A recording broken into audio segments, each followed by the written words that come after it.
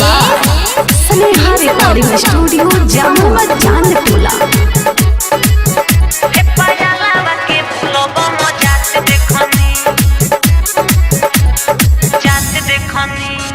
गेरुआ रंग के साड़ी किन के आगाड़ी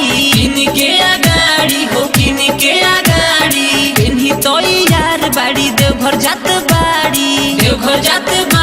हो देवघर जात बाड़ी ये हुसैन तो सारा मात देखनी हे फलाना वो के देवघर जात देखनी हे पयाला के बुलबो जात देखनी मुस्काना के बाबा धाम जात देखनी साचू करे हरे हे फलाना वो के देवघर जात देखनी हे पयाला के बुलबो जात देखनी मिक्स बाय सुजीत जात देखनी बोलो बोलो शंकर भगवान की हे पयाला के बुलबो जात देखनी कान्हा मापो धोइले बाड़ी अपना कामर हो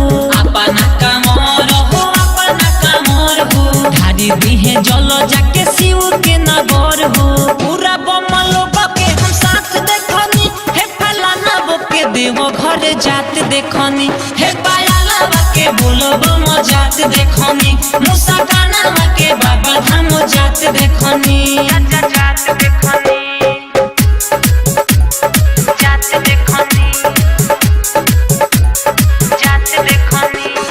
mix by Sneha recording studio Jamua Chandtola.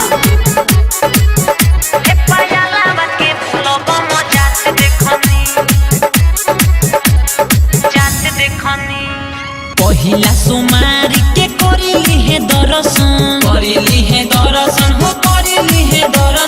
रीति बोलमुआ भी बोलू सुदर्शन सुजित बाबू के मुस्कात देखनी हे फलाना वो के देव घर जात देखनी हे पयाला के बुलबम जात देखनी मुस्काना के बाबा धाम जात देखनी गेरुआ रंग के साड़ी किन के आगाड़ी हो किन के आगाड़ी इन्हीं तो यार बाड़ी देवघर जात बाड़ी हो देवघर जात बाड़ी ये हुसैन तो सारा मात देखनी हे फलाना वो के देवघर जात देखनी हे पयाला के बुलबो जात देखनी मुस्काना के बाबा धाम जात देखनी साचू करे हरे हे फलाना वो के देवघर जात देखनी हे पयाला के